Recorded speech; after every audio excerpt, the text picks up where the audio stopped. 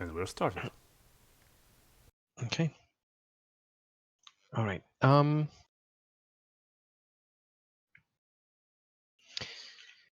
As usual, you've been summoned to the Grand Lodge of Absalom, the headquarters, basically the world headquarters of the Pathfinder Society. But this time, it's not strictly for a mission briefing. Instead, it's a celebratory gathering to recognize the successful completion of a number of new Pathfinder Initiates training and confirmation trials. You've each received an invitation from Head Initiate Janira Gavix, had encouraged you to attend the celebration. I will give you the letter you received from her.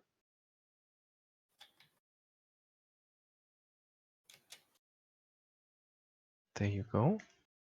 And she said, Pathfinders, I do hope you'll join us at the Grand Lodge for the celebration to congratulate the most recent group of initiates, yourselves included. A good time is certain to be had by all, but it's more than just a party. Gatherings like this are an excellent opportunity to rub elbows with the Society's leadership and get to know them. That means you'll always be quick to know about the best opportunities as soon as they arise. I hope you'll take advantage of the event to put your best foot forward. Looking forward to seeing you there. Janira Gavix, Pathfinder Society, Head Initiate. Mm-hmm. You arrive at one of Skyreach Tower's convocation halls for the festivities. And it seems as though the entire Grand Lodge has the air of a celebration. The great gates are flung wide, and the phoenix trees lining the entryway are in full flame. The halls of the main tower of Skyreach, normally somber and reserved, echo with the sound of voices and music.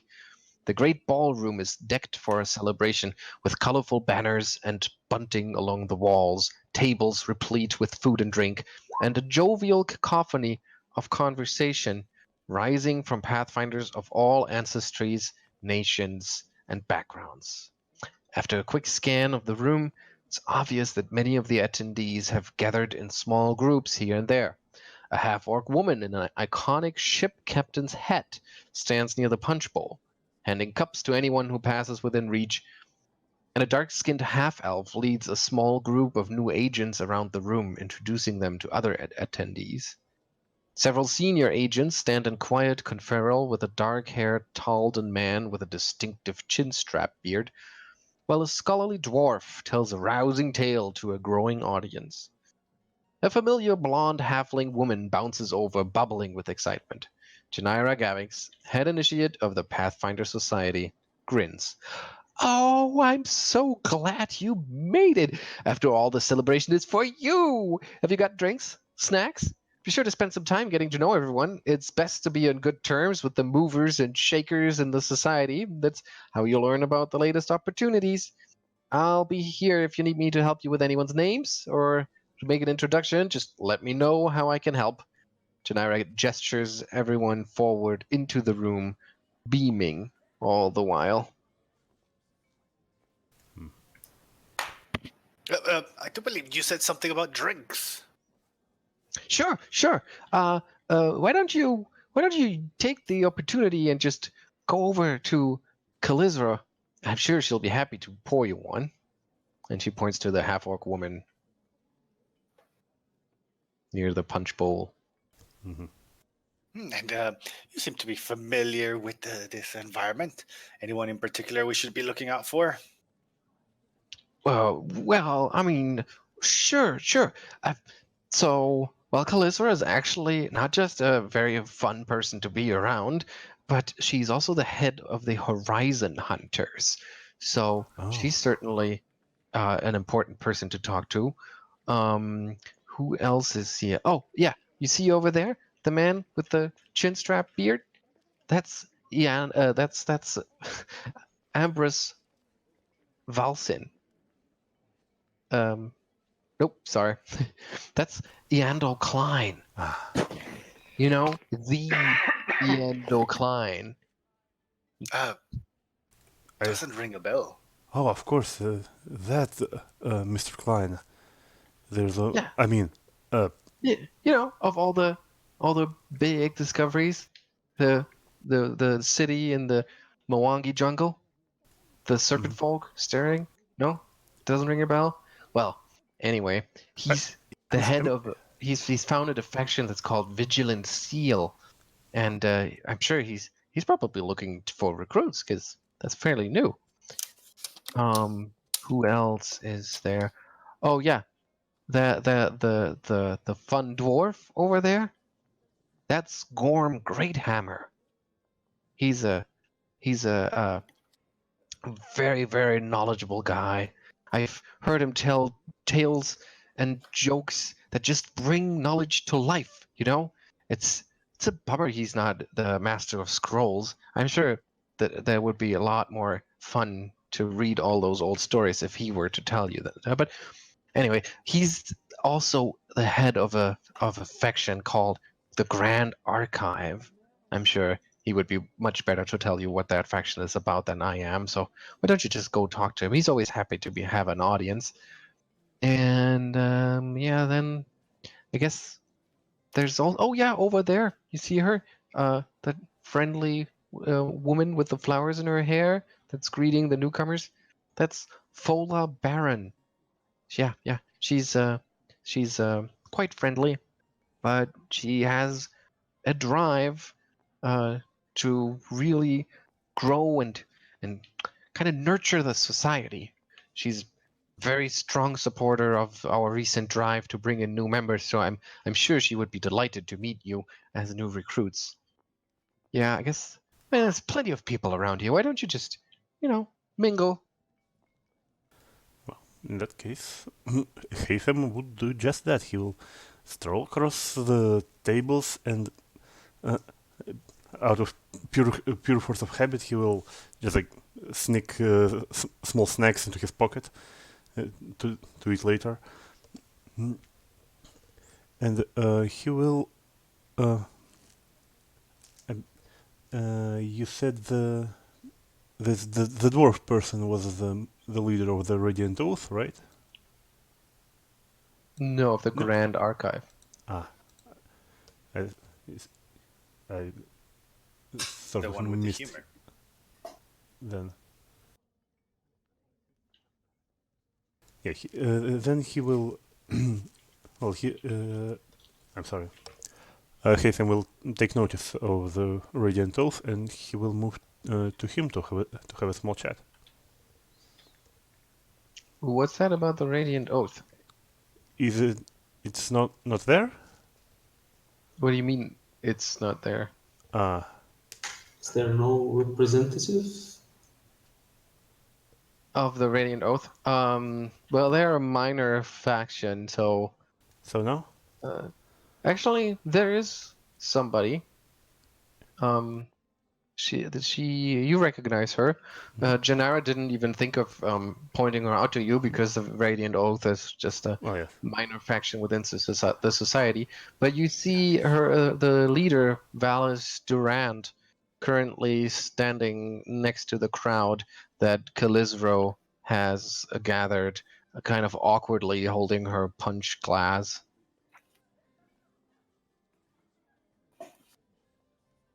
Well, in that case, Haytham will pick up a glass of punch from from the dispensary, and he will some he will first of ask about the Radiant Oath, and he will then move to her to have a talk about their their principles and their work. Wait, Haytham. Yeah. What? What is this Radiant Oath? Well, I mean, Is it a religious thing? well, not exactly. I mean, kind of. I mean, listen, I mean, we know each other for like a couple of months now, right?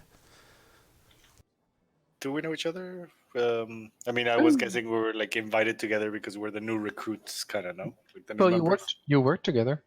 Okay. Oh yeah. Yeah, we did that thing on the south, right? Desert. Yeah.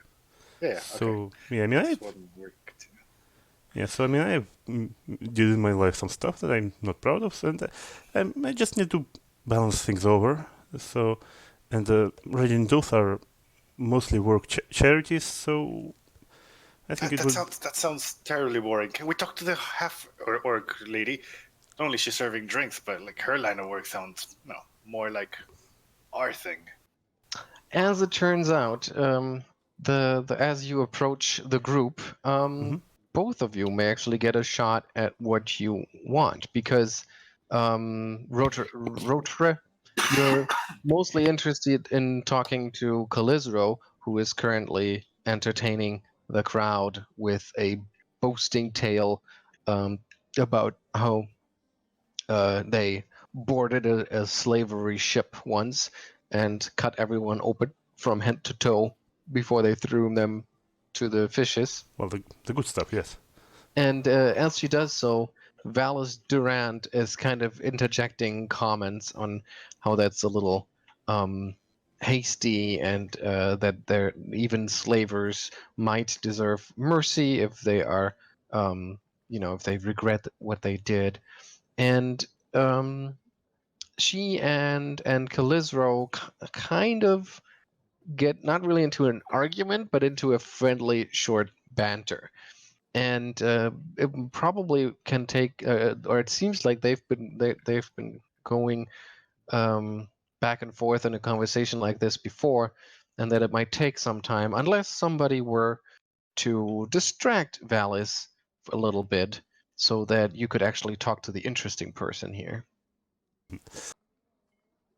Quick, greater diversion. And I will spill my drink on top of Haytham. Hey, I was going to spill my drink. Okay. All right, so you. So I spill it on top of him, kind of like pushing him against the people clumsily. Yeah, and Haytham Like, will. I'm so terribly sorry. Yeah, and Haytham will catch him from the shove, and he will greatly restrain himself from not going through his pockets out of habit. So, like, oh, I'm sorry, my friend can be so clumsy. So we're new at this You know thing. me. Oh, are you all right? Says Valis Durant, who looks like this, by the way. Mhm. She says, "Are you all right, friend?" Oh yeah, it's just a bit overwhelming. All these people, Pathfinder Society, people I'm of renown. It can get a bit overwhelming. And Punch is very strong these days, so. I'm sorry, she says to Rotre. I was talking to your friend here. Here, please, clean yourself off. And sorry, this is going to be very sticky. And as she tries to take care of Haytham, you, Rotre, feel the half-orc's hand on your shoulder, and you turn around to face her, and she's grinning wildly, and she says, "Good one." So who are you? Well, one of the new ones, aren't you? I am. Sorry about my coughing. Indeed. Just have a few missions under my belt, but yeah. All right, tell me about those. Here, why don't you tell everyone? But first, here, let me give you a new drink. And she fills your mug with punch again, and kind of puts her arm around your shoulder and moves you over to the crowd, where you get an opportunity to tell of your exploits. I stabbed a rock creature with my sword because we didn't have many other options, and it worked. Interesting, yeah. And as you engage in that sort of talk, eliciting a lot of laughter about your sort of naive approach to things, being a newbie in this sort of business, Valis is trying, or is still concerned about Haytham, and but she kind of glances over at Calizro, apparently ready to, or just waiting for Haytham to be to be okay with her leaving again, so that she would re-engage in her little debate over there, unless you find a way to keep her attention. Haytham will attempt to strike a conversation here. Okay. So, what kind of topic are you going to broach here? Well, he will just say Lady Durant, right? Mm-hmm. Proper to address. I couldn't help but hear of well the noble cause of your factions. Can you please enlighten me of so what is that you do in particular? Okay. And she starts to tell you about the Radiant Oath and about her experience. She sort of only alludes to what happened in her past, but you can tell by her violet eyes and the natural golden patterns in her face that she has not always looked like this. Yeah, And she hints at maybe having gone through some sort of transformation in the past. I can assume she was an Esmar. Yeah, that's a reasonable assumption. And she tells you about how the Radiant Oath is about compassion and mercy and bringing aid to those who suffer under the influence of evil forces. Yeah, And about that. yeah, she kind of asks your opinion on that and asks you to confirm or converse about it. So you can respond, and there's just no time to roleplay all of these encounters. So We won't. I mean, just gonna roll them up into a skill check, and you okay. can try a crafting, a medicine, or a lore skill that you feel that would be appropriate. Well, I have lore skill or underworlds, but let's try. Yeah, let's try medicine check. I mean, Haytham will like try to not to speak too much about his past, like an edgelord rogue that he is, but he will just tactily try to show interest in the providing aid to the suffering. Mm-hmm. Eh. Then that is not a lot, and she kind of sighs at your glorious intentions, and she says, I applaud your verve, but I don't want to curb your enthusiasm. Maybe we'll talk once you have a few more missions under your belt. All right, that's that will be fair. Is Kyra with the other two? Well, I think she does not know them, but she would be like mingling in the room. Okay. So where would Kyra be?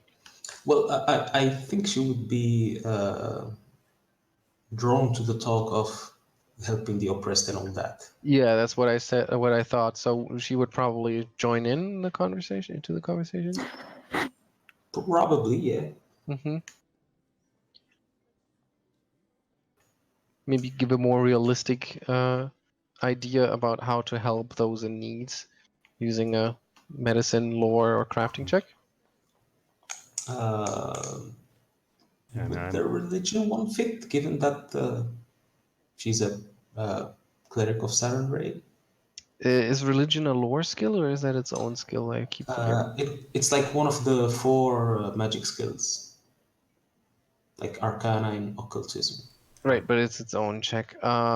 Sure. No, I think because her religion is all about helping those in need and redemption and mercy. So Yeah. yeah.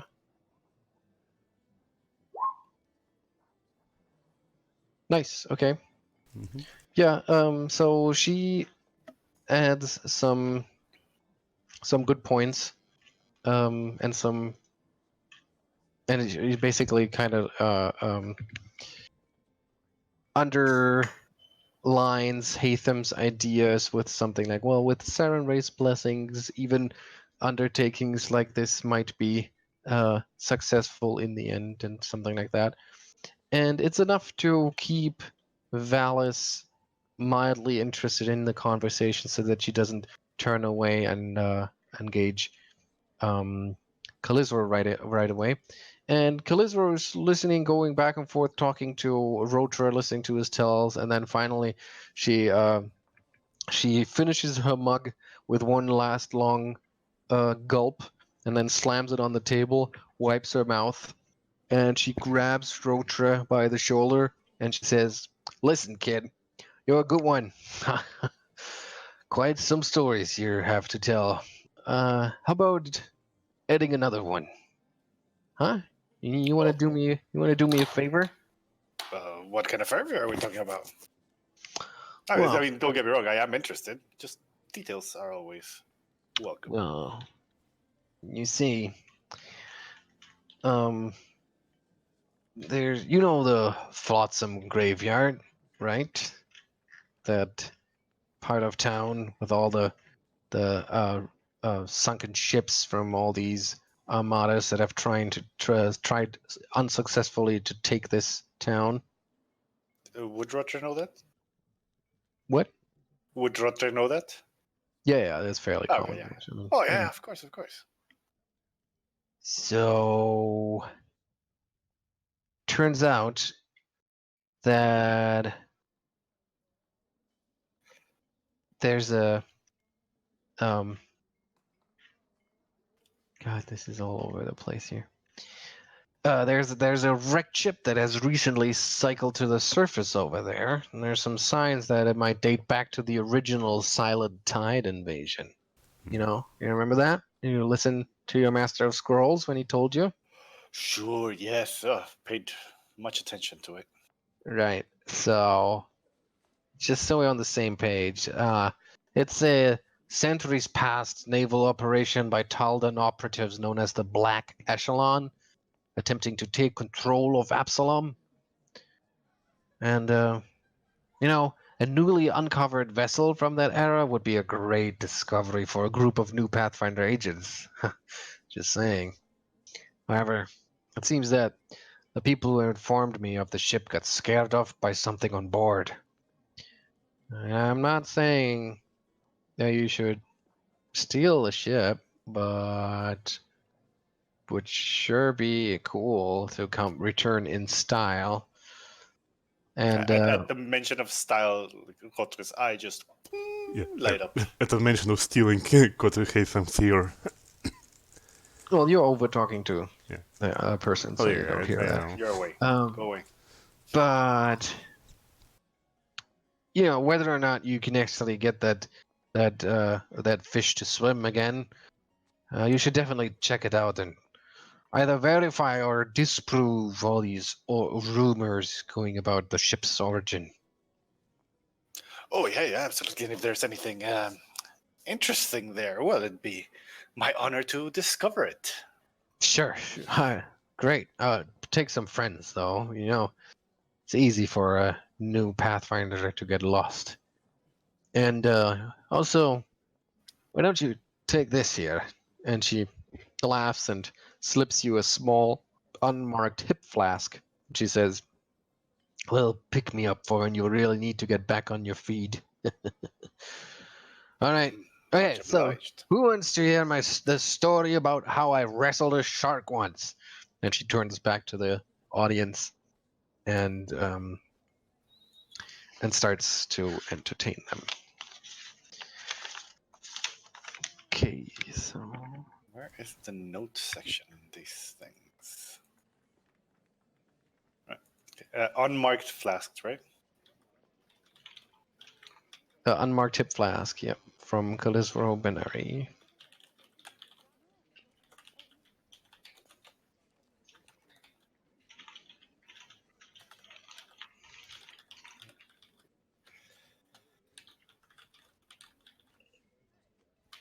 Okay, so yeah, so Kalizra, moves on talking to her audience.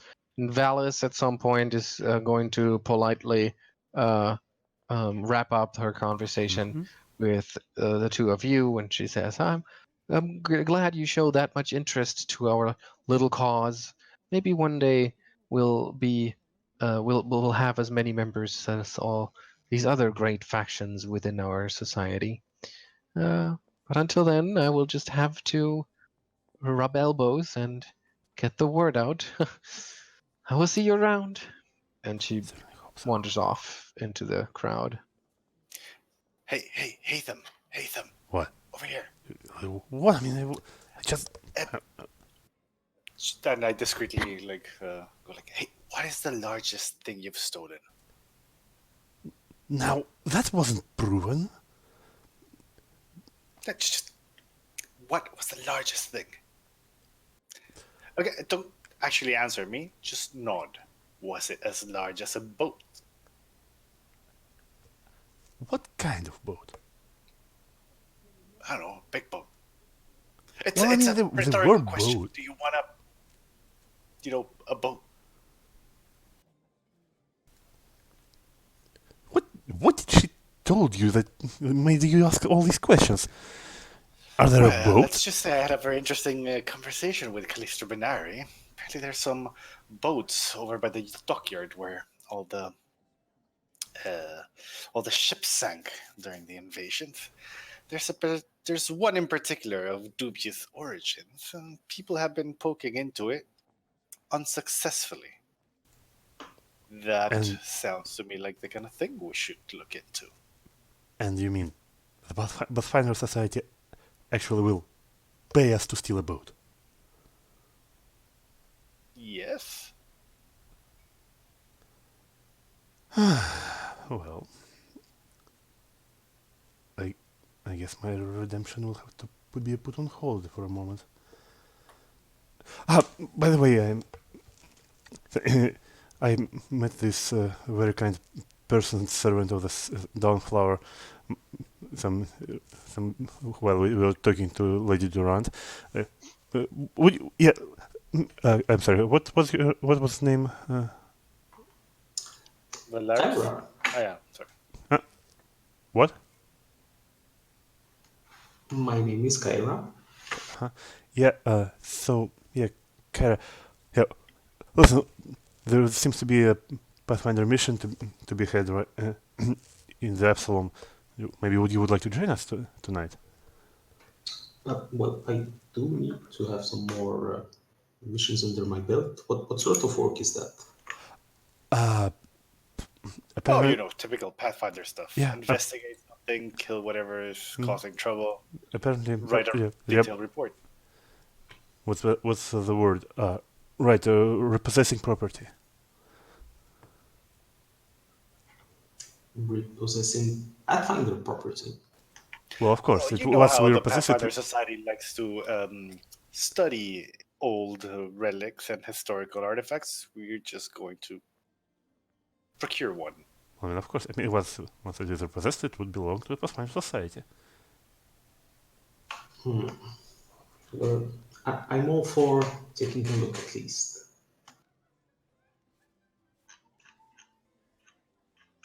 You're not for what, sorry? I'm all for taking a look at least. Yeah, of course. It's an old boat. It's not like we're taking it from somebody. And I suppose that's how we go.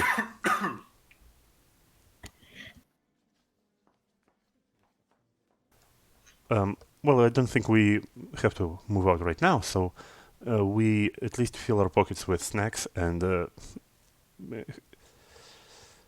And as you say that, a woman appears right behind you, and she looks like this.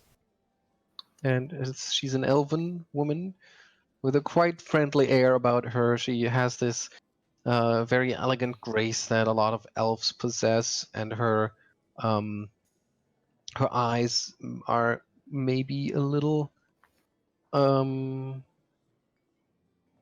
well, at least I mean Haytham has the same condition where his iris is essentially filling his entire eye.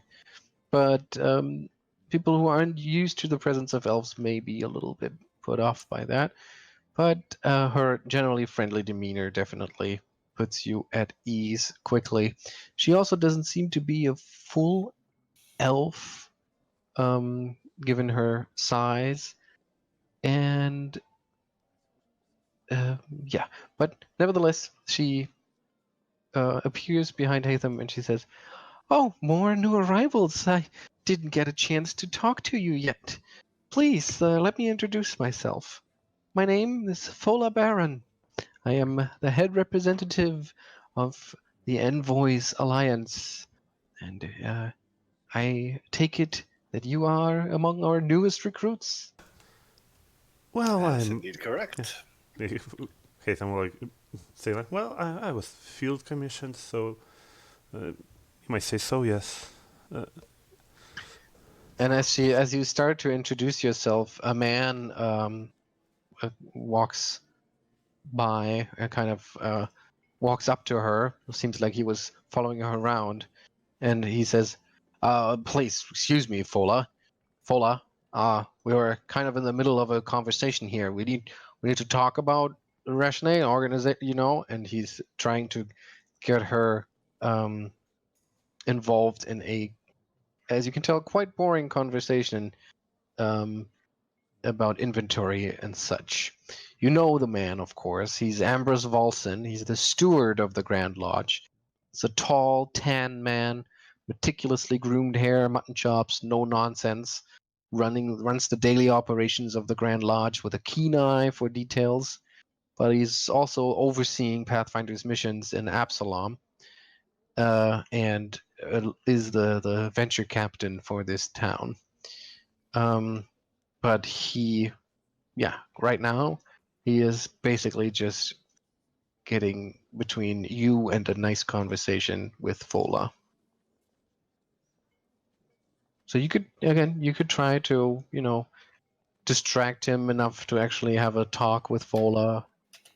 But it's up to you how you do that.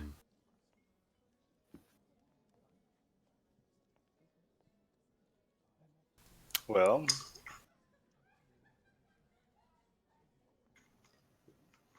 just of a one-track mind. He's had enough of the situation, and he just wants to check out this boat. So unless you guys want to get some talking done, we got a ship to catch. Well,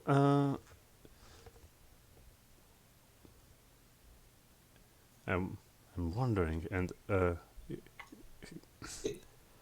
Is it something that we can go to directly from here? well, Yeah, you could, but you could also, just follow my hints. Yeah. Mm-hmm. I wonder, can I use? Let's go talk to her. Yeah, can I use thievery to distract Mr. Walson? As That would be the exact opposite of what Mr. Valson is susceptible to. uh-huh. Like I said, he's meticulously groomed, no nonsense. Mhm. You know that he hates inefficiency. So hardworking is his kind of thing. Sort of a little bit of a jock. So Well, athletics, acrobatics, sports, that kind of thing. Well, I mean, I do have athletics and acrobatics, but that seems to be rather out of place to perform in the middle of the. Yeah, but Banquet. rolling a check like this doesn't, in this case, doesn't really represent actually doing the actually bouncing around and doing acrobatics. It's just going into a conversation about that, Mm-hmm. asking about recent sport events or something like that. It would be represented by rolling it.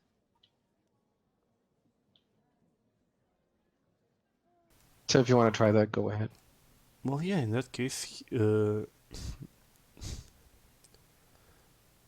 well, it doesn't come to immediately to my own mind, but it might come to the Haytham's mind. So he will try to interject something about. Have you seen the game last night? Yes, Exactly. Yeah.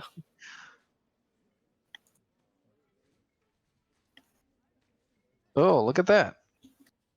I mean, Haytham is very physically inclined as well, so Yeah, and when you mentioned that, he immediately turns around, gives you pretty much exactly that look that he has in this picture, and he goes, "What game?" And then and a conversation actually starts to unfold, but he's still sort of in your way. So if somebody else wants to help distract him, Yep. Rotre will try to butt in the conversation, literally with, well, are there any sports in the city? hmm So yeah, Rotre would be like a bit of a sports fan, or at least keep himself involved, if mainly just for the uniforms. So he will try that. mhm. Like, oh well, no, I can't believe this season the okay, yeah, try athletics. athletics. Ooh, I am proficient with that. I mean, one. Yeah, and sorry about these role-playing encounters being a little awkward, but Pathfinder Society is sort of formulaic in how it handles this stuff. Okay, good. Yeah, so you actually get involved into the conversation, and you're having a three-way conversation about the various activities in the city and regarding sports teams, of course, and athletics and track and that kind of stuff. And that gives Fola some time to talk to Kyra. And yeah, she tells you um, a little bit about the Envoys Alliance, always trying to recruit, of course. And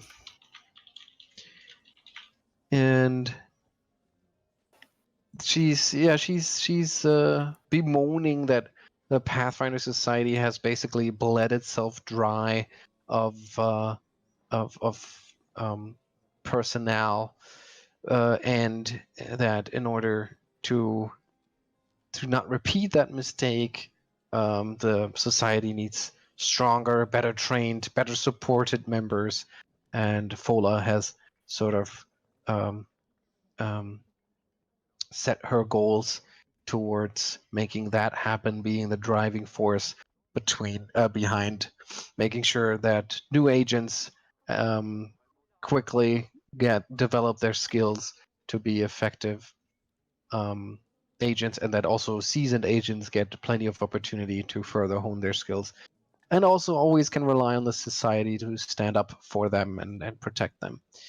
And as she does tell you all of this, she mentions, "Oh, and that actually reminds me, if you and your friends still have some time tonight or tomorrow or sometime soon, it's not like he's going to go anywhere, but there is a fellow Pathfinder that was petrified during the charge of the Gorgon for smuggling a forbidden item into the city. Oh, I'm sure that's you're very sad. familiar with the charge of the Gorgon.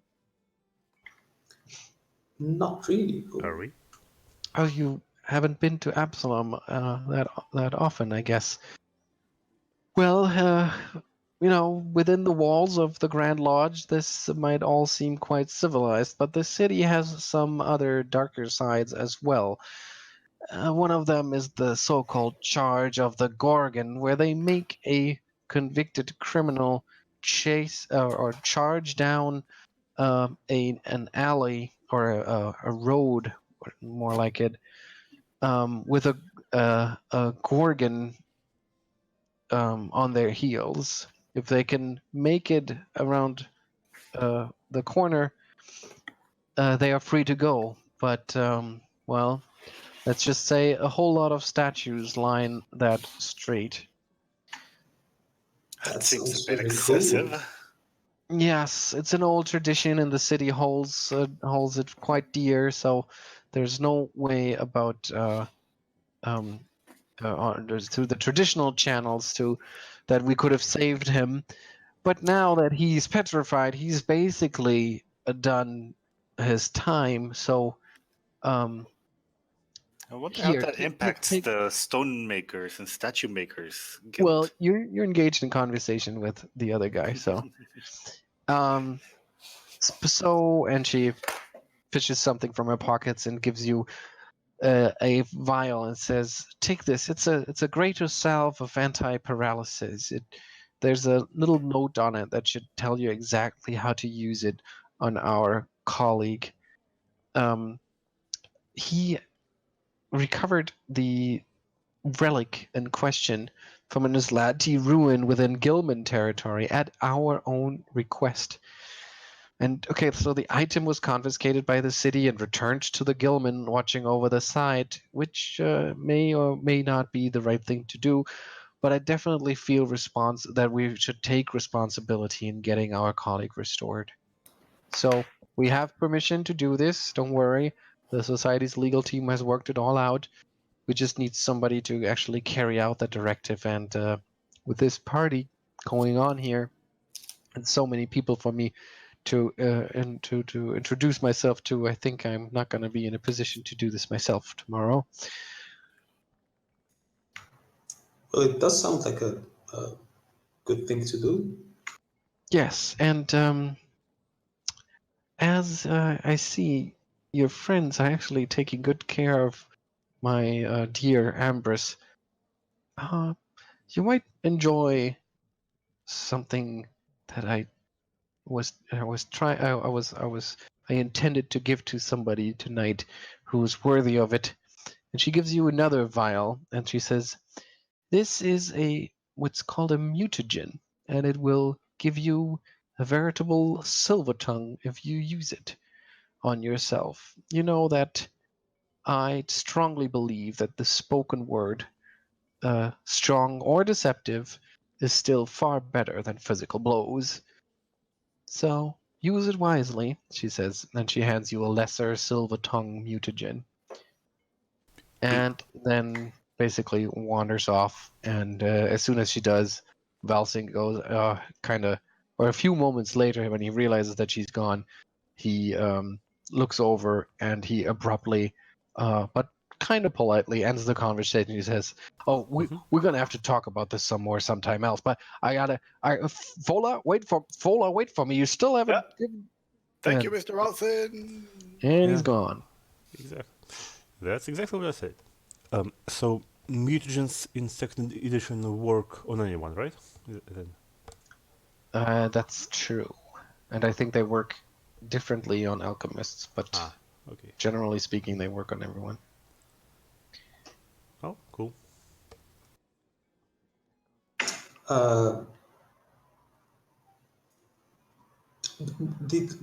Does Kyra know where the alley is roughly?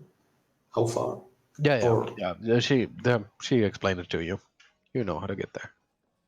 okay, well then it seems like we have a second task granted by the Pathfinders. Mm-hmm. Then she'll explain about the whole thing to Haytham and Rotre. Well, I mean, I was going to do some charity work, so we might as well do this.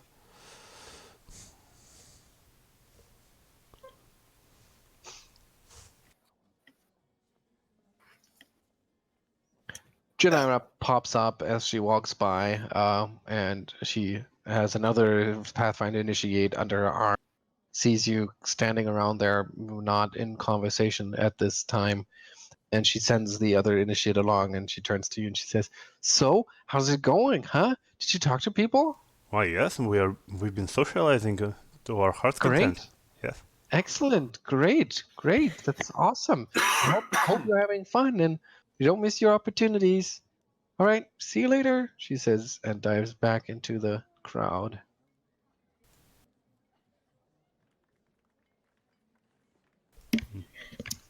I assume like the guys explained to me what their task was. Well, yes, apparently Yep. so and so.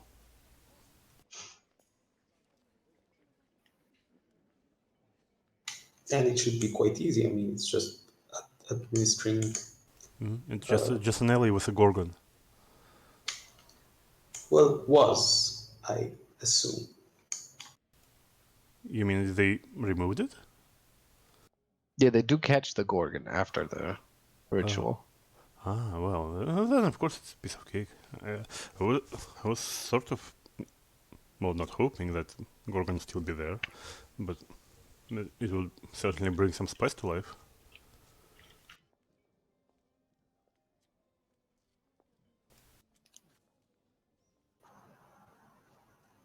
Well, Anyhow. I mean, So I guess we. don't like the idea of messing with gorgons and statues, but a job is a job. Yeah. So what do we flip a coin to do? What do we do first? Well, I thought the gorgon issue was a bit more urgent, was it not? The way you told Well, I me. mean, he was already stoned, so it's not like he's going anywhere.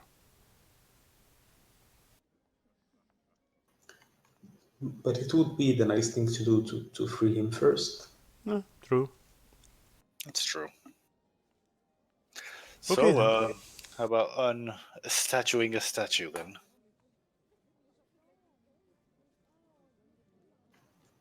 Yeah. Okay, so you head towards the exit, and Junara moves between you and the wide double doors that lead to the great ballroom. And she says, "What, you want to leave already? I saw you and talked to hardly even half of the people around here.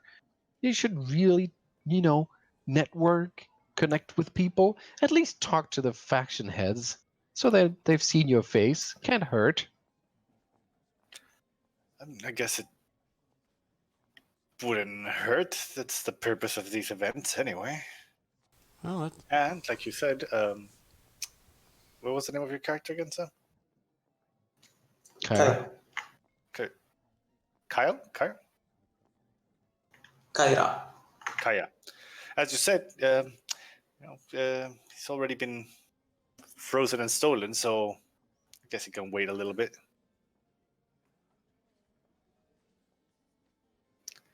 Should we mingle then? well, suppose we. So there's the dwarf and the man with the chin strap beard.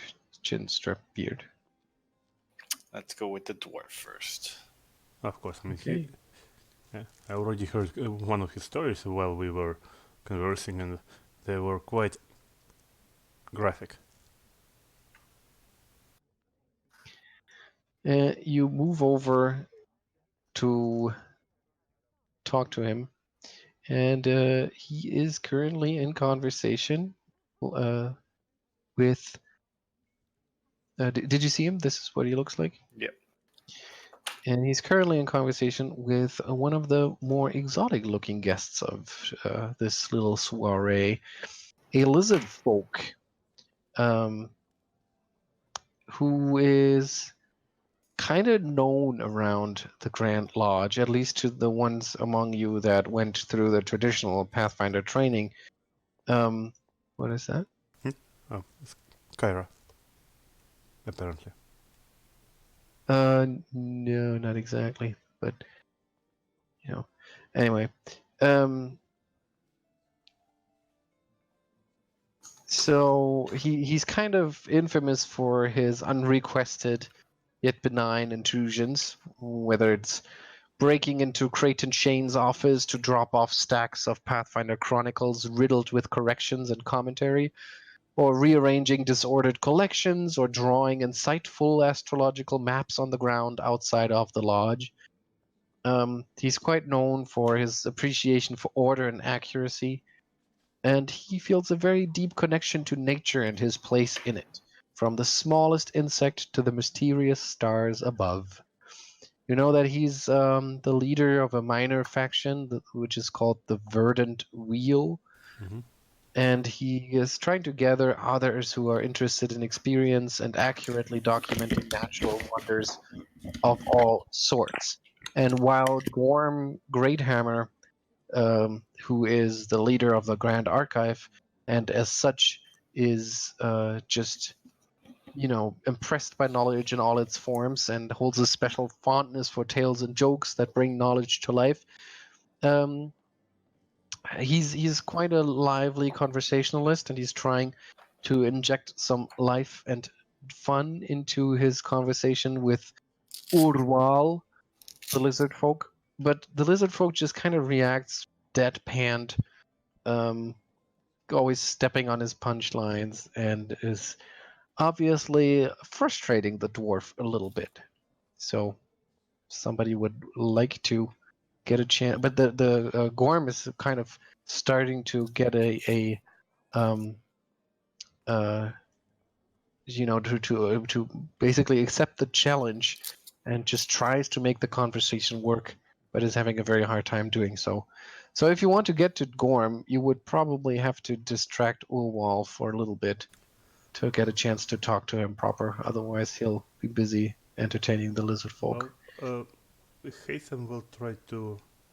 Well, Haytham is trained in nature sciences, so he will Nice. Yeah. try to strike a You can roll conversation nature. about Yeah. about distant lands and various Mm-hmm. flora and fauna in between what Kalimshan and Absalom. Mm-hmm. Very nice. Well, Anybody else? Kyra will try to contribute to the conversation about the process of scribing down all the information and keeping it Mm-hmm. well organized and all that through her scribing lore. Oh, okay. Yeah. Nice. Okay. Rotre?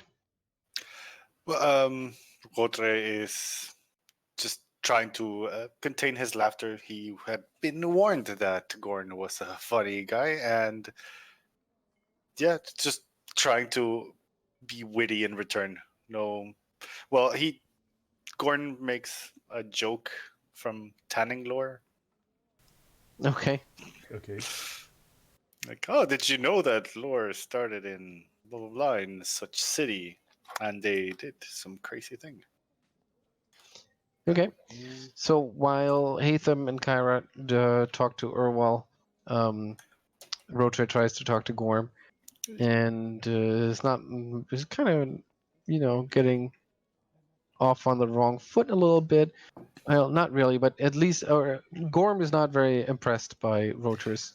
Not just trying too hard to be funny, and it's not Exactly, working. yeah. And that's exactly what Gorm points out to him too. He says, just don't try too hard. People could notice.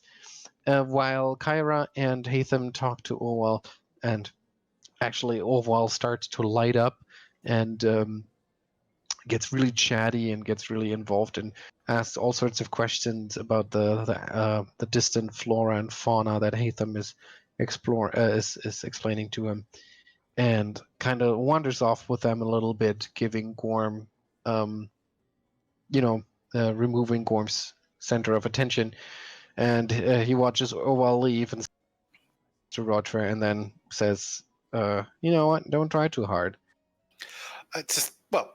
I understand I was a very poor student because the subjects tends to be a little bit dry, but I have encountered some of your work and it's quite fun to read, even the boring subjects, and most of the subjects are. So Yeah. just Well, you wanted see, to that's comment.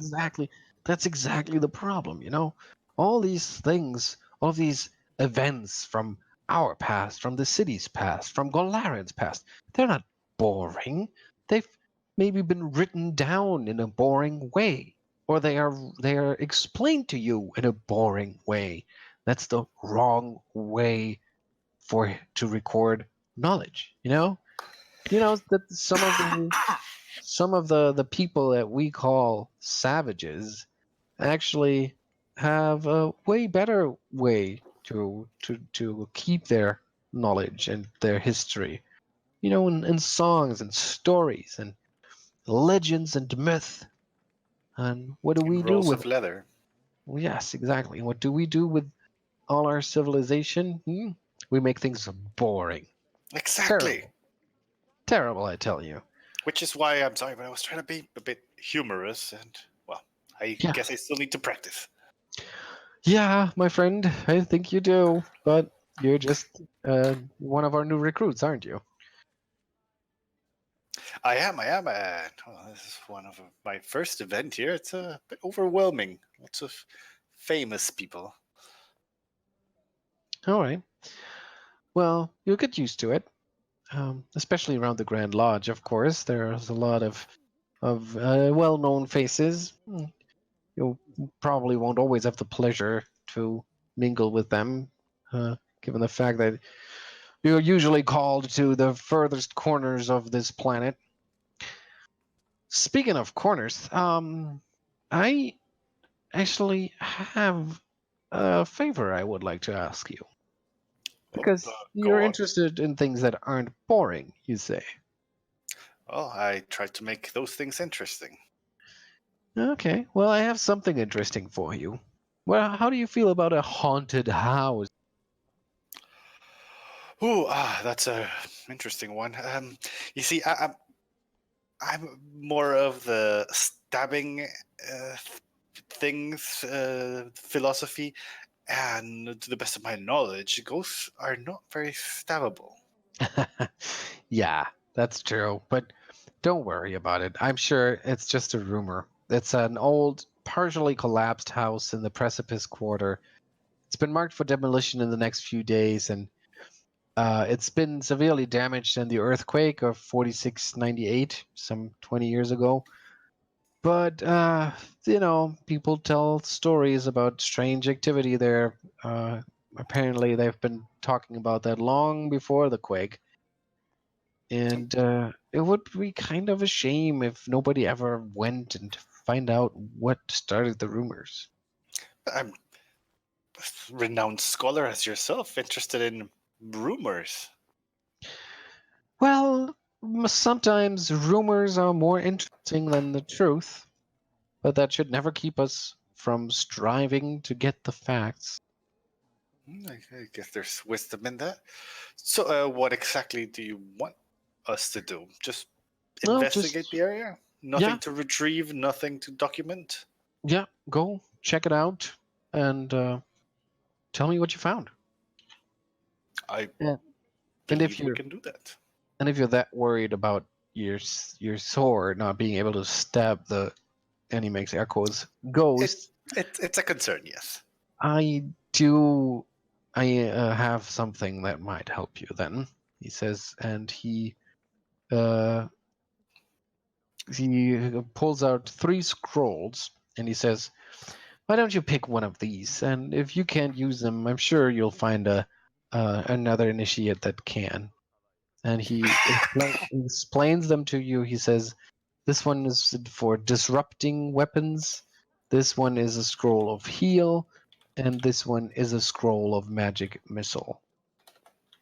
Weapons, heal, and Uh, magic. So, he gives us all three or only one? No, he says, he asks you to pick one. oh, okay. I don't know what disrupting weapons does, but it sounds interesting. And Are the weapons disrupting, or do you disrupt weapons? I don't know. I'm curious. I'll take that one. Well, he'll explain it to you, and it's a spell that lets you infuse weapons with positive energy. So attacks with these weapons deal an extra 1d4 positive damage to undead. Oh, I made the right choice. Yeah, and it can target up to 2 weapons, each of which must be wielded by you or a willing ally, or else unattended. Okay, so yeah, so you can cast it on up to 2 weapons. Brilliant. Okay. And then, after that, he considers your conversation sort of over. Okay, yeah. Polite goodbye, and I extricate my companions from the lizard conversation Mm-hmm. oh, come on! I was and give just them the rundown of yeah. the haunted house and what we're expected to do. Oh, it's just Who like knew that Valor, history could be interesting? Yeah. Okay, so by my accounts, the only person we have left is Chinstrap over there. Yeah. Who was that?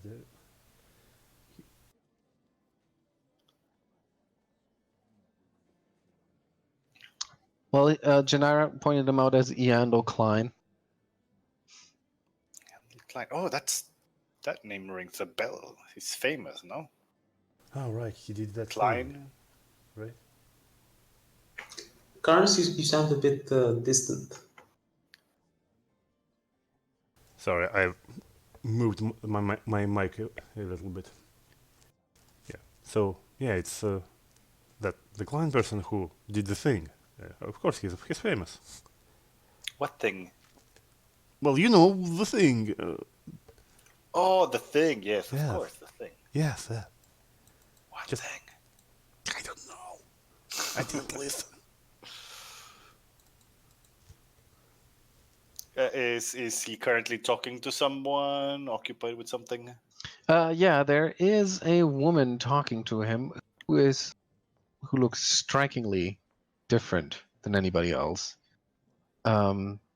She has slate gray skin, silvery white hair, marking her as an Oread woman. And of course, she's well known because she is the current Pathfinder Society's Master of Spells. So she's responsible for teaching initiates about how to wield, identify, and evade magical threats. Her name is Serena, and she's an unparalleled expert in her field. And currently, she is talking to Iando, who continuously is making the case about very powerful magic that has to be sealed away. There's a reason why some doors should never be opened, and she is trying to make a case for the fact that magic's just a tool, and even powerful artifacts just are exactly that. And if you use a tool for the right purpose, then any tool should be allowed. Uh, if Rotre manages to hear that, he'll butt in and go like, "Exactly, tools. That's a practical approach and the right approach we should have to this kind of magic." Oh, sorry, am I interrupting? They both look at you, and then Serena says, "See, our new initiate already has figured it out." And then Eando chimes in and he says, "No, no, no, this is all wrong. You just can't uh, make the same mistakes over and over again. I've been to in the Darklands depths. I have seen the Serpent Folk city that lay there. I've been all over Varizia. I've been to the hold of Belkson itself. I've seen evil.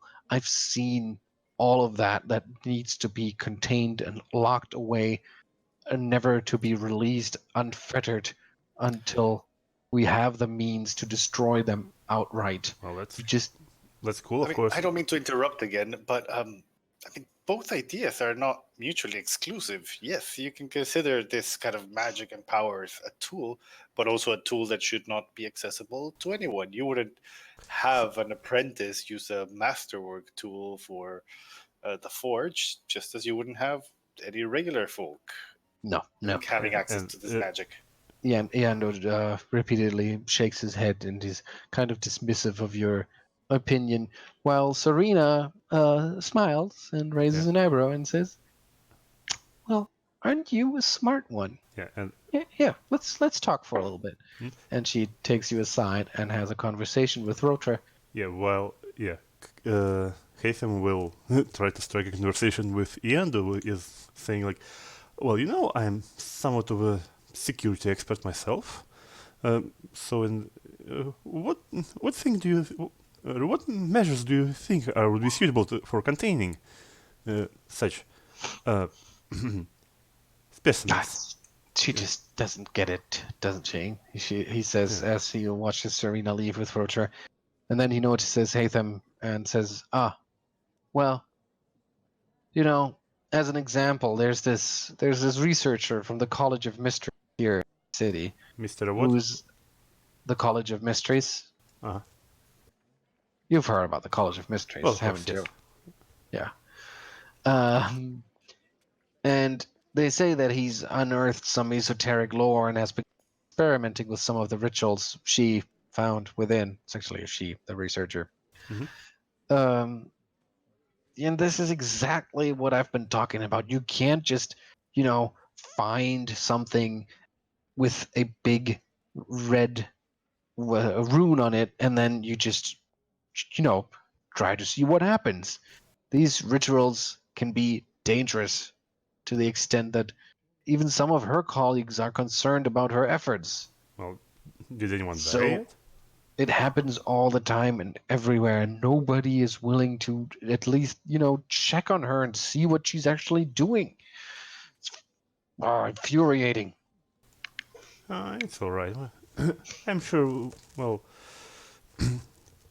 well, yeah. As it so happens, I'm being very charitable this evening. So I believe our team will be able to put your worries to rest, at least for tonight.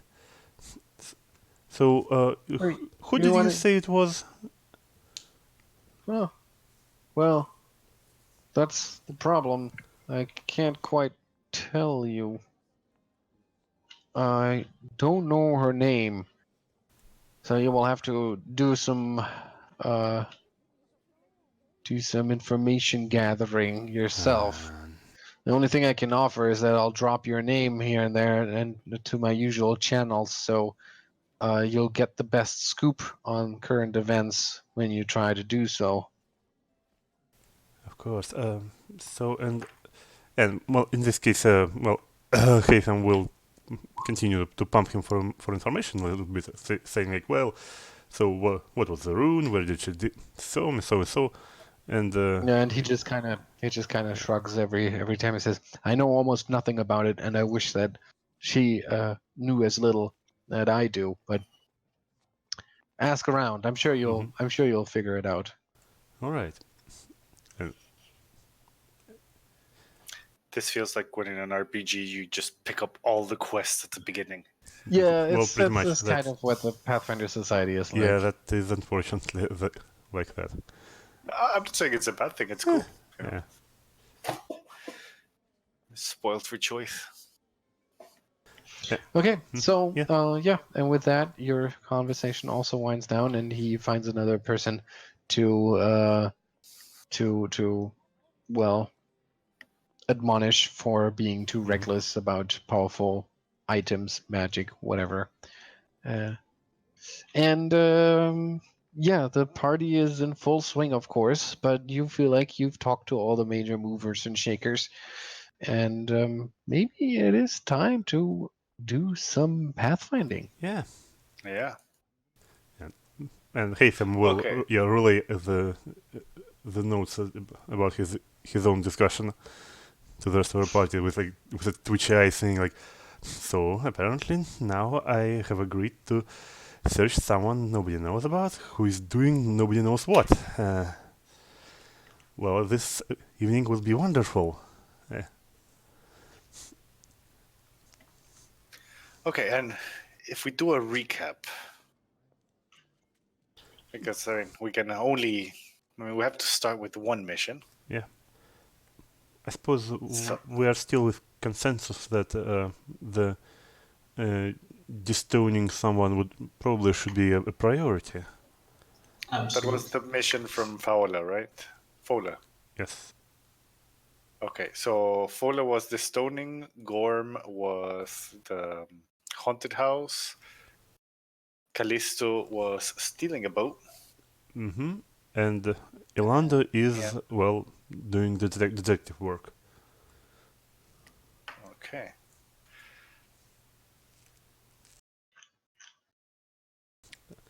Well, let's destone a statue. Yeah, and I suppose we can leave the detective work for last because it would be most time consuming. Sure, but maybe the two can, because I actually haven't set up that encounter yet. What? I haven't set up that encounter yet, so maybe we could do a different. Okay. Well, first, sorry. No, not a problem. And then I suppose we just so happen to pass the haunted house on the way there. Which one have you? Yeah, which yeah, which is Actually, right. all of the others, just not that one, because that was the last one. Haunted house. Yeah, I suppose so. The haunted house? Okay. Hmm. Dum, dum, dum.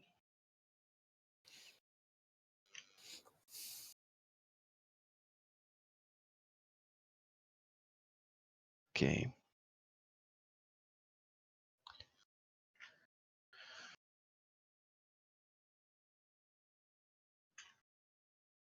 Okay.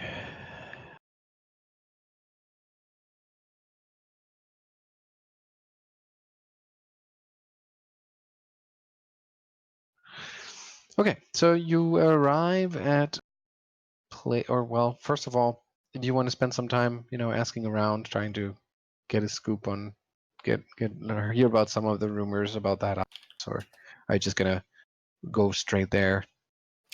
Yeah, I think a bit of intel gathering would be Okay. in order. So If there's like the local watering hole or tavern. yeah. So that would be a diplomacy check to gather information Mhm. for anybody who wants to contribute. Sure. Diplomacy. Does anybody want to take lead on that? I have diplomacy of 0. Kyra is decent. That's good. Rotre is helping. It says taking care of this. It was him that Gorm tasked, so he's asking around. Okay, nice. So you ask around and compare notes when you reconvene with Kyra and Haytham. You feel like Haytham didn't even really try to ask around. I mean, listen, we are in the watering But hole. I'm being watering, okay? right. But Kyra and Rotre, independently from one another, hear rumors about the house's last owners supposedly having been archdevil worshippers. And they say, under hushed tones, whispering about blood sacrifice of innocents going on way back in the days before the big earthquake. Days before the big earthquake, not In the years or days. decades. In the In the days. days. Uh-huh. You don't think they're connected? Nah, I mean, come on. These are just your generic doomsday cultists. They can't cause an earthquake. I don't know. Arch demons and the blood of innocents. Yeah, it gives me an uneasy feeling. I don't know. Well, All these like supernatural things really make me uncomfortable. You just stab them. I mean, what the worst That's could the happen? issue. Usually, it's the kind of things you can't stab. That's what makes me uncomfortable. I mean, you can always stab something But when never you're mind. prepared. I have something just in case we are dealing with this corporeal creatures. But okay, so the name of the family. Do we know that? I don't know if you know that. But when we're asking, like, would it be a renowned name? Like I don't know. Well, you hear that it's Mavadaris, spelled like this. I guess you're supposed to know that, but it doesn't explicitly say if you know or don't know that.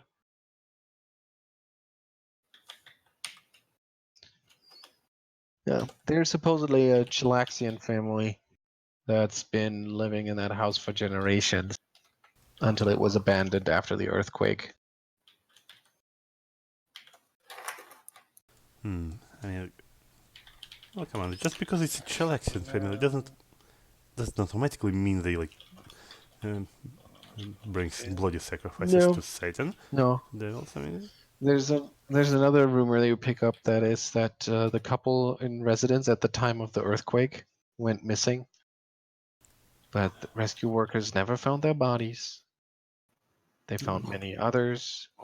who was this couple that went missing? well, oh, That The the residents. Yeah. the residents. Um, they never found their bodies. but instead they found death when a series of accidents eventually killed enough rescue workers that they just simply boarded up the site and left it. Oh, that's reassuring. I see. Well then.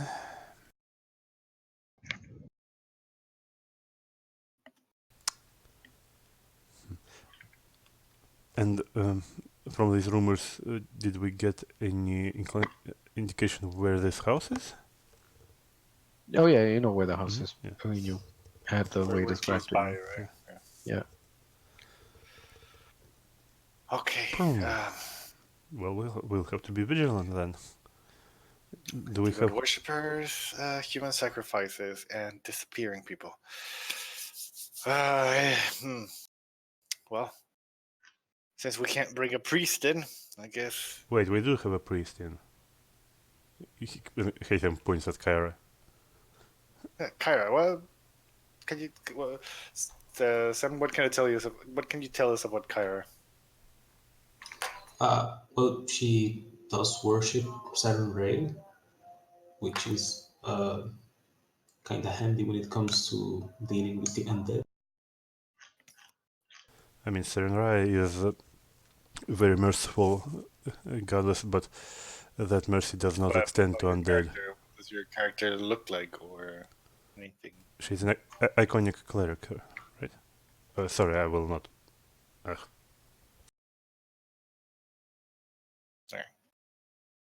cleric.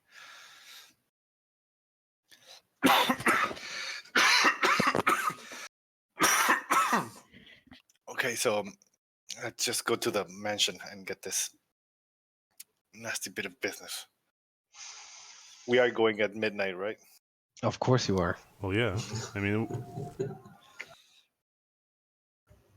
It's the law. It is. And as you get to the mansion, you find the old home might have once commanded the respect and envy of its neighbors. But the only remaining story is cracked and crumbling. Whatever upper stories it might have once had have long collapsed, scattering stone and debris across gardens grown wild and weedy. Two curving staircases lead to a broad veranda bereft of its railings. Two openings that might have once been doors lead into the faint remnants of a solarium, while two more doors lead further into the creaking house itself. A whiff of rot and decay seeps from the structure. we are starting here or there? Here. Uh-huh. Ay, ay, ay. I see it would be more dangerous to just step on this thing than actually waiting for the spirits to take us. And Haytham would nervously pull out his twin sabers and will hold them in his left hand, both, just prepared for unexpected. Okay.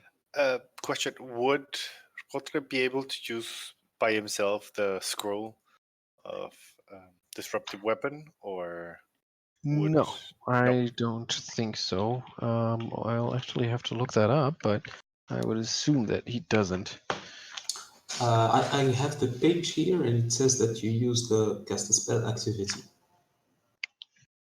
which I imagine requires you to be. spellcaster? It says that the spell must appear on your spell list. Okay. Does that no? You don't have a spell list, so Yeah. no. Okay. So before we go in, I turn towards Kyra. Like, excuse me. When I was talking to Professor Gorm, he gave me this scroll. Said it might be handful in case incorporeal creatures come through. And well, why am I even attempting to explain? You probably will understand this much better. But would you be so kind as to hold on for to this for me, and in case of needing it, cast it. Sure, of course. Let me see. And yeah, I hand it over. Yeah, and you see that it's a disrupting weapon spell. Duration of 1 minute, infusing 2 weapons, up to 2 weapons, with positive energy. And since it's divine, Kyra can very well deal with that. Mm-hmm.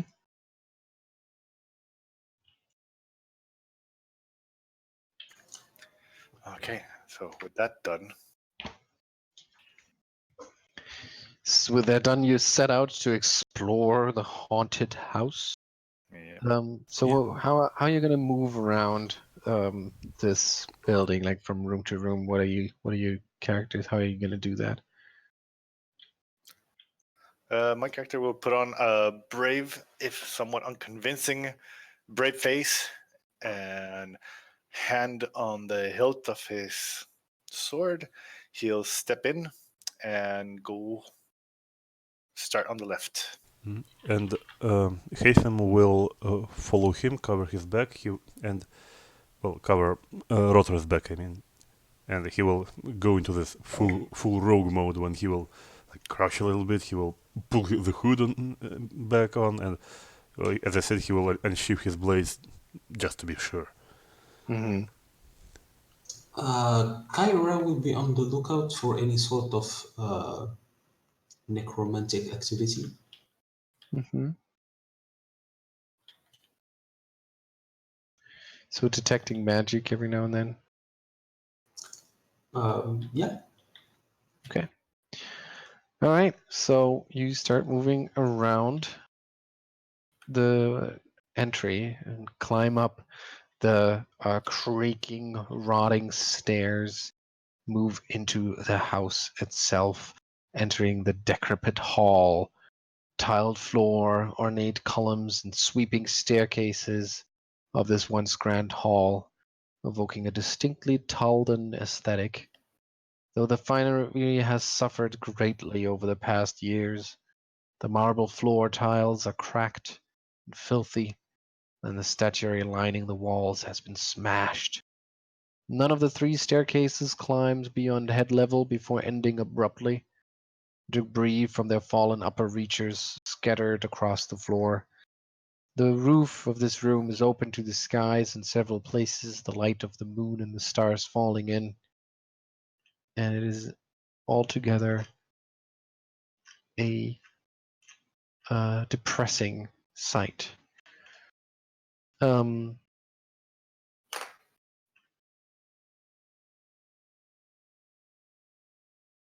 Yes, okay. What was it? Hey, Haytham, give me a stealth check, please.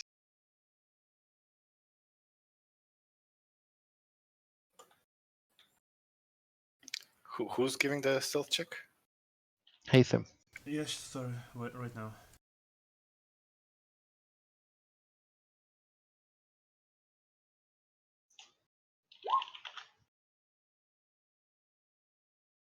15.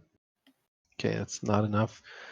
As you walk around the room, exploring the various corners, ready for anything to jump out of through the doors or jump down from the broken roof, you let your guard drop towards something ripping through the floor when some illusory hands tear from the floorboards, clawing at your legs and leaving quite real wounds. The rotting hands burst out from under the floor of all of you, tearing into your legs. The scent of brimstone and the sound of chanting in a guttural language. Anyone can speak Infernal or has religion, hell lore, or something like that. Nope. Kyra has religion, right? So Kyra can roll. Yep.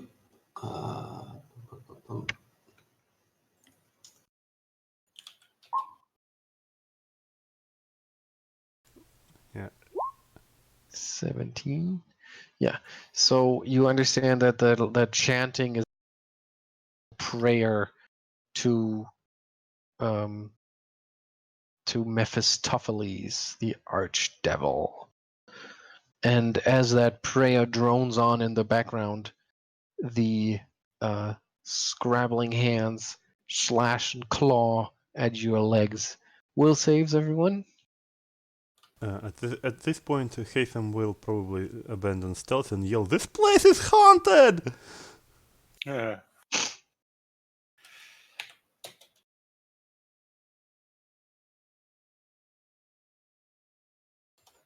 I am a strong willed. 17, 10, and 24.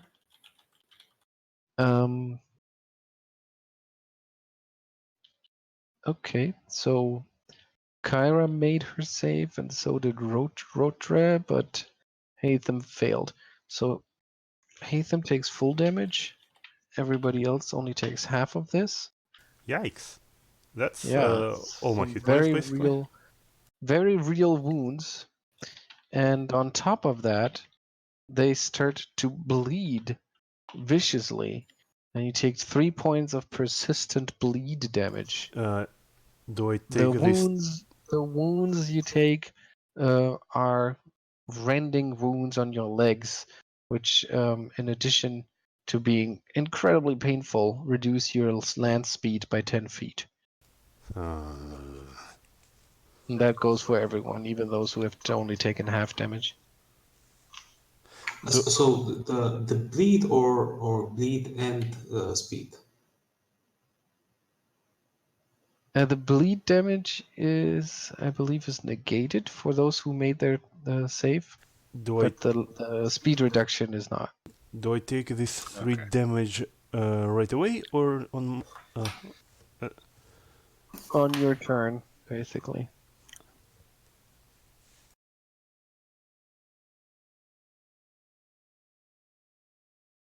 So, does that knock you out?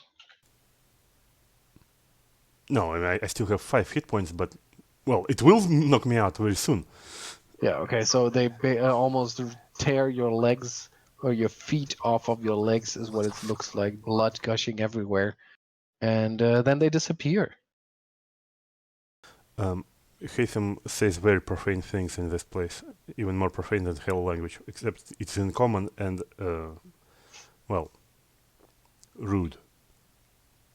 Directed at his hands and former residents. Don't shout curses.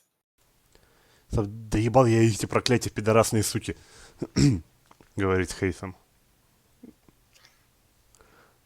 In Elvish.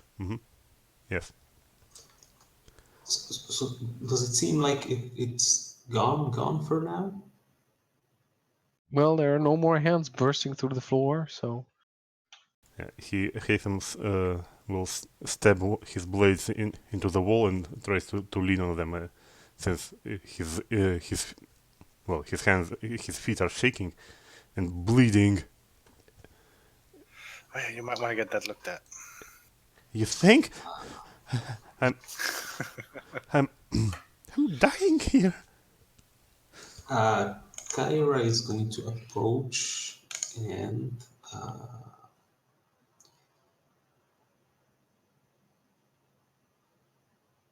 start to cast a spell. Okay. She is going to use 2 actions on a heal spell.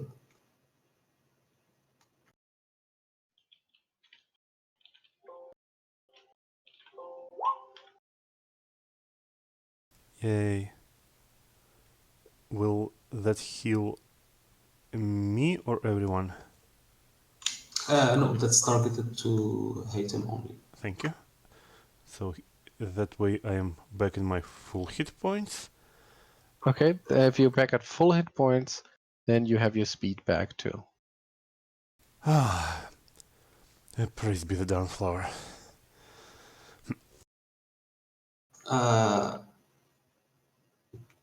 Kyra is going to call to ask Rotre to approach and well, since these things are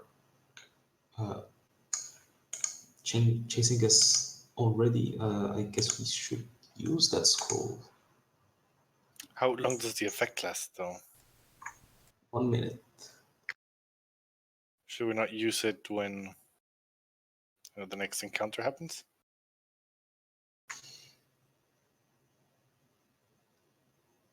Well, I mean, I would be pretty keen on stabbing these things right now, but well, I don't really want to go inside again to get my legs ripped off for sure. Well, I guess we can wait. Okay, so you're gonna explore further up or down, so north or south. South. Okay, and then the first room to your right, I assume. Ah! Oh, Well, wow. So sorry, I couldn't block it in time. I've been managing to mute it, but I That failed was this time. scary. Sorry. So the room, as you move further south, the room to your right as you move south, seems to once have been a fine dining room, but it's just been crushed by the debris falling from the floors above. What remains is sodden and mostly unidentifiable, and you move on towards the next room that has or that used to have a nice set of double doors, allowing entry, but now they just hang creakily from their hinges, broken and rusty. Inside, a large, long cold fireplace stands in the east wall of this expansive parlor, but the furnishings are all rotted. A dank stench of mold lingers in the air. The ceiling overhead has collapsed, leaving the room open to the sky, and the floor in the room's southern end has followed suit, leaving a gaping hole into darkness. I am not liking the idea of having to go down there. mm-hmm. Should we check the rest of the house before we have to consider that option? Well, I suppose so. Haytham will like peek inside the room and try the floorboards with one foot very carefully, and will as soon as they creak, he will jump back. Will you move towards the floor? Yes. Okay. As you move closer and closer, give me a stealth check.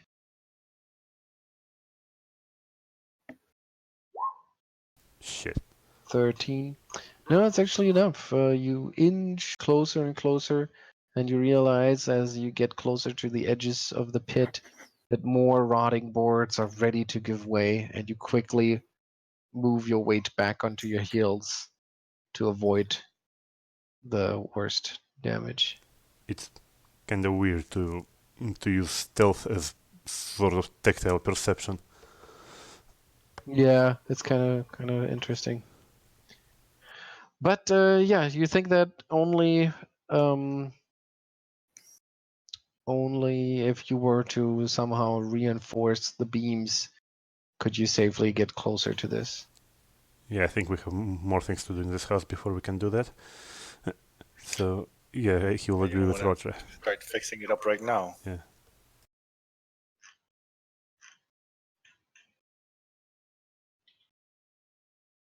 So are you going to try to fix it, or are you going to explore? No, not yet. Okay. Explore. All right. Okay. So you move north next. You pass the room right next to the big entry hall. This one, and only a single aged work table still stands in one corner, though the clay fragments of an oven and rusted metal suggest it was once a kitchen.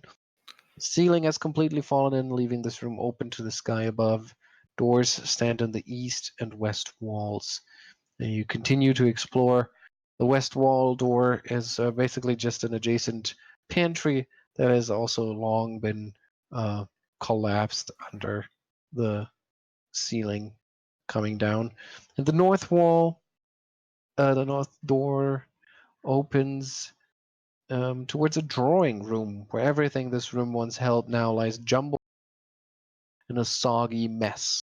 Torn pages, scraps of fabric, and splintered remnants of furniture. Doors hang askew in the north and east walls, but the door to the south has been smashed from its hinges. That's interesting. I'll proceed to check that door. This door, right? Yeah, That is the one that you smashed one. that is the one that you came in through. Yes. Which one is the one that smashed this one? Yeah, no, the Oh, one we came That, through. that Right. Yeah. Okay. Yeah. Okay. So I checked. 'Cause I just saw that there's like an illustration of a smashed door there. So. Mm-hmm. Yeah. yeah, you know what? I think you're right. Because north is actually right in this, I believe. Oh, I hate when they do that. No, it's not. It's supposed to be up, but the description doesn't fit. Because doors hang askew in the north and east walls, and that's not true. That would only make sense. Yeah, I think you're right, Alejandro. The description is wrong. So this is the smash door. Okay. So yeah, let's check the smashed door. Okay, so you move in to inspect the door. Basically, that also lets you catch a glimpse of the room that it once led to, where ivy has overgrown the empty frame, casting the room into cool shadow. A low shelf, its wood warped and cracked, stands against the south wall. So, in this case, the west wall. And a desk has been overturned and smashed in the southern part of the room.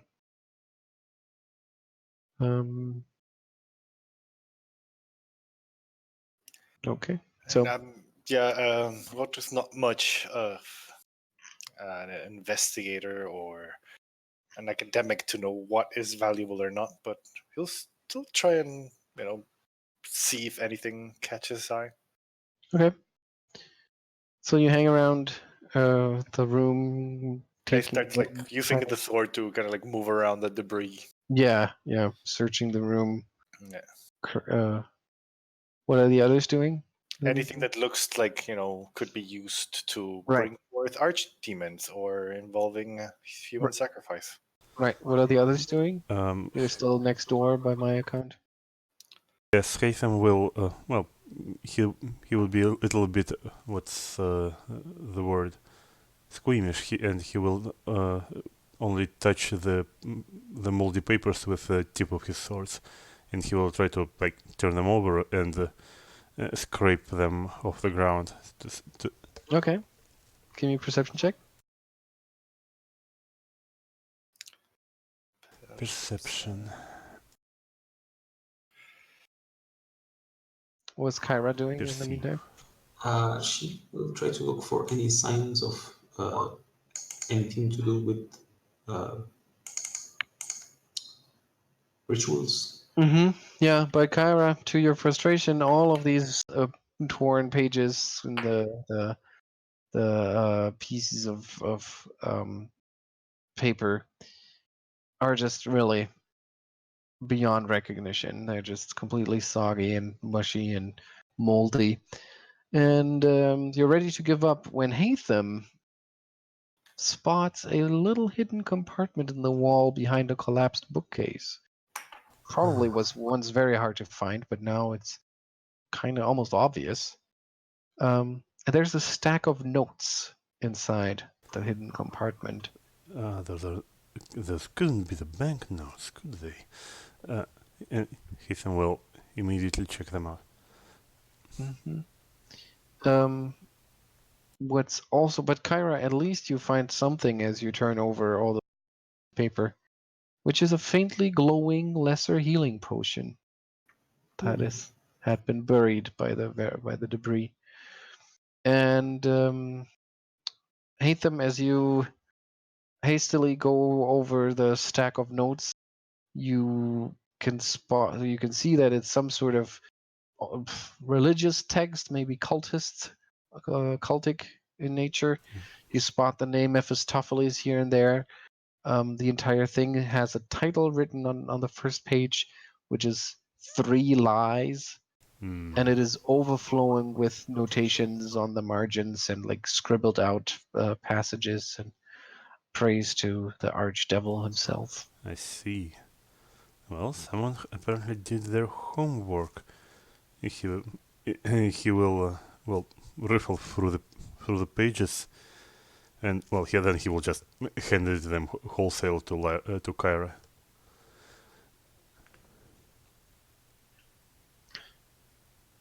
Okay. What do we have here?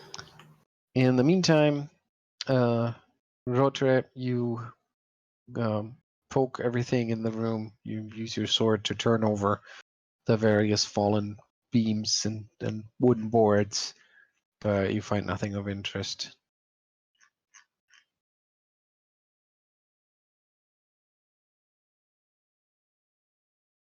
Mm-hmm. Oh, wait. Actually, give me a perception check.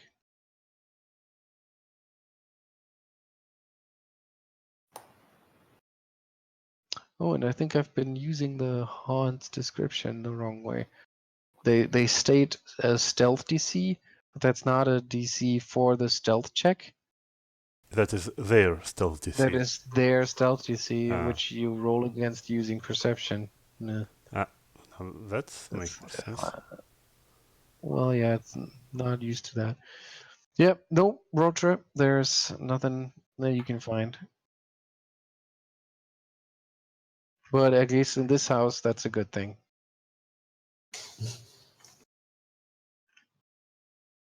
Alejandro?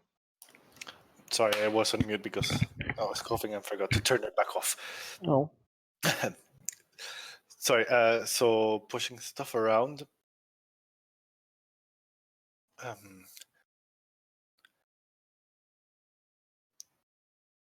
Sorry, I lost my thread of thought because I was looking at the character sheet. That's okay. There's So not really anything you need to do right now. nothing useful. So I rejoined the party. Okay. Mm-hmm. So, what do you do next? You've been to every room. Have you pieced together the story of this place? Not yet. I think we need to check the basement. Well, seems to be so.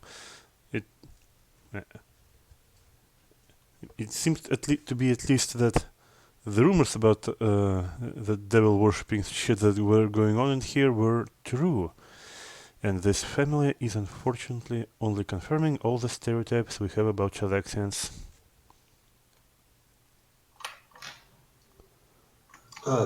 Anything more concrete that can be gleaned from the stack of papers? I mean, more concrete?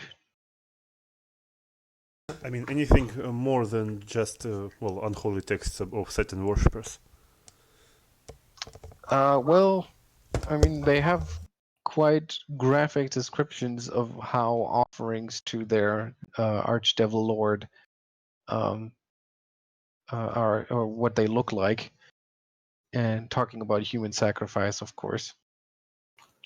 But nothing like of the sort of this is how you disable a ritual or something like that. This is how you disable what? Like in the event of a ritual going wrong, this is how you can do it. No.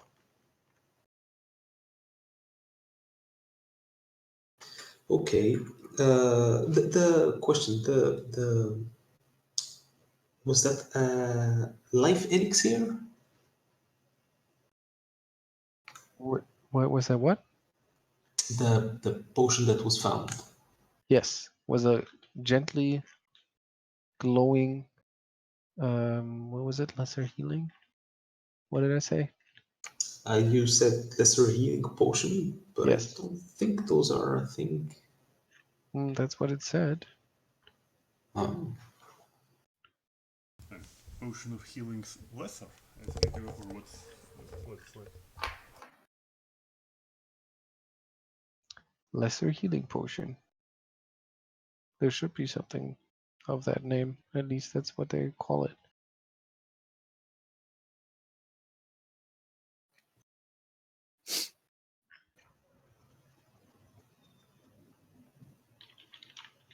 Does it say what does it do? No. Because the one that I can find There it is is. A healing potion lesser. This potion restores 2d8 plus 5. Okay, so it's not what I was looking at. What were you looking at? It's under healing potion, and then they have minor, lesser, moderate, greater, major.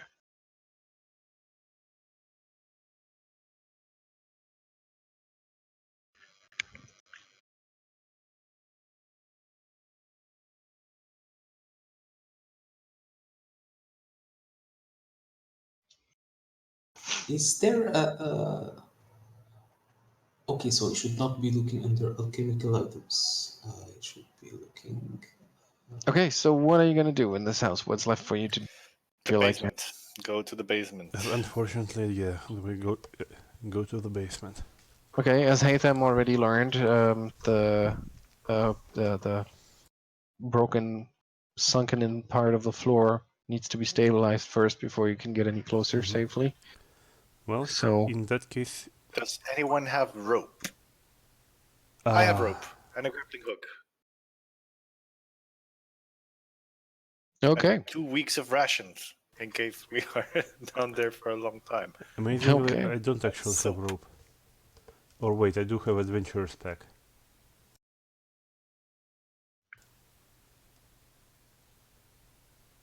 So yeah, So as adventurer's pack, I do have rope.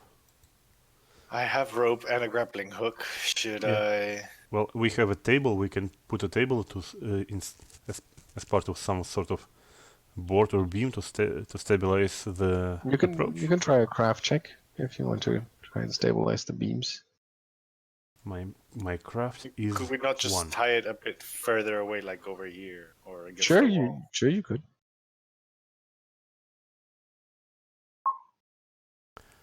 I suppose table falls in.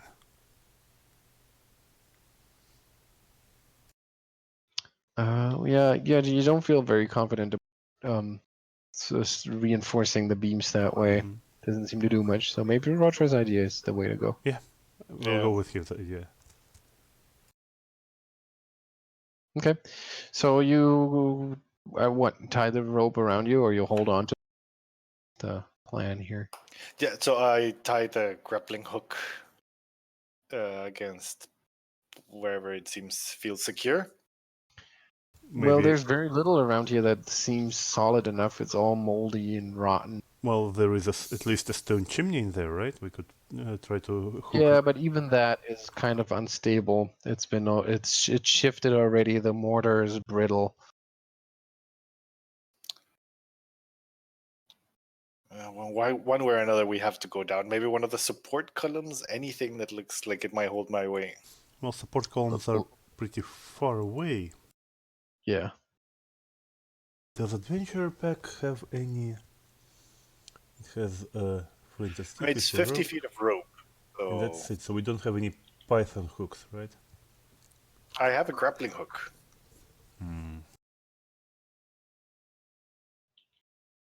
So if I can tie it, like surely one of these is like a column or. No, like I said, it's all moldy, rotten walls. The building has already fallen in. The roof has sagged. Everything here is just dead and decaying. This is very depressing. It's just that you could certainly lodge the grappling hook there, but nothing looks like you want to tie your weight to it. Okay, I will, with flint and steel, light a torch Mm-hmm. and throw it down there and see how Yeah. it falls. You throw it into the dark, yawning, and it doesn't fall very far, just maybe like 5 or 6 feet, and then lands in a little puddle of gathered rainwater or groundwater, and hisses slightly, kind of dies down. But it doesn't seem, as far as you can tell from still standing a safe distance away, it doesn't look like there's anything in there. I mean, we're obviously missing something. So did you say it doesn't fall very far? So could we possibly just jump in and negate the falling damage with acrobatics? It's 5 feet, so it should be fine. No, if you were to acrobatically jump in there, you could certainly try that. Well, Haytham will try that then. Okay. Go for it. Acrobatics. Actually, athletics, I think. Shit. Or isn't it acrobatic? Isn't it athletics? I think negating damage should be acrobatics, but I'm not sure for the second edition. Yeah, well, I think the athletics is definitely jumping. Acrobatics, tumble, maneuver, and flight. Falling. Oh, right. It's grab an edge is what you do. You can grab an edge as a reaction to damage from some falls. You can treat the fall as though it were 20 feet shorter. You said how it's not just 5 feet down, right? Yes, it is. Well, it isn't like 5 feet down considered almost not a jump. No, it's like it starts at 5 feet. So I said it's 6 feet. So it's just over the distance for you to actually take falling damage. And okay. So you jump in. You can grab an edge, which is what is it as a reaction? You can grab an edge, which is what kind of action? Um, A reflex save or something?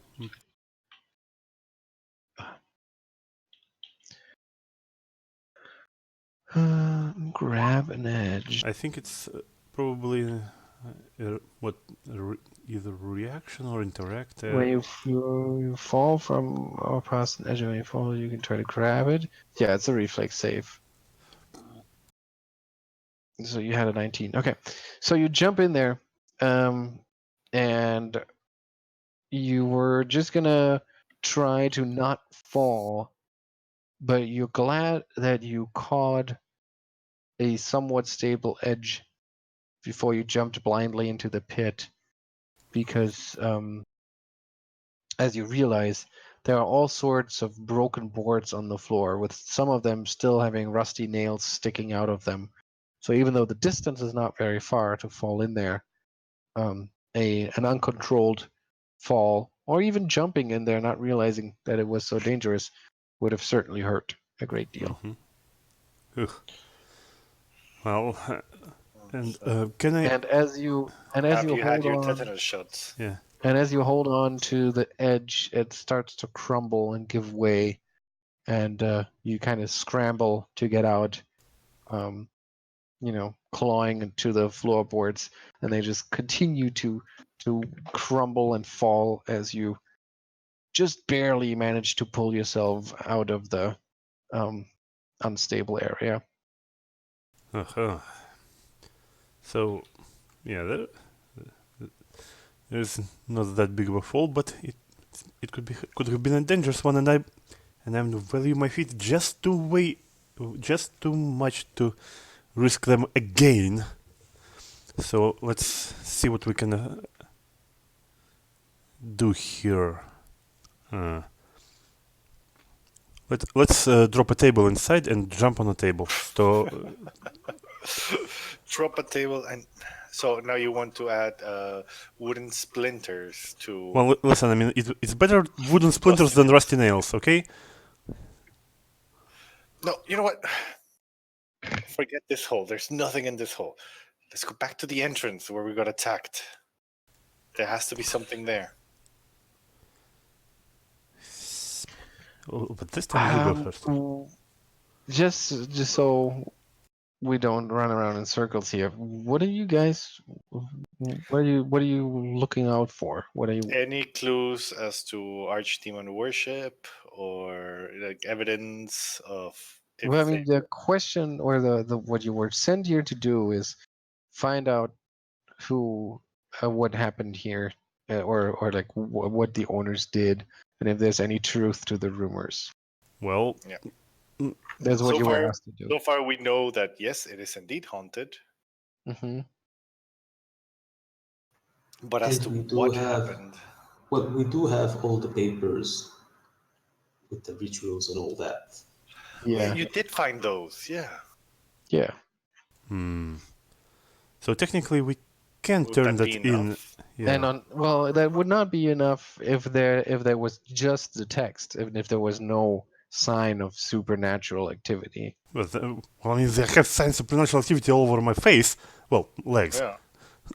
Yes, exactly. And when you're remembering the accompanying scent of brimstone and the sound of chanting an infernal, chanting a prayer to Mephistopheles, those two things together would certainly satisfy Grom. That would Yeah. And Gorm. That would certainly make a good story. yeah. And besides, if that torch can help it, then maybe this place can burn to the ground, which would be very happy with.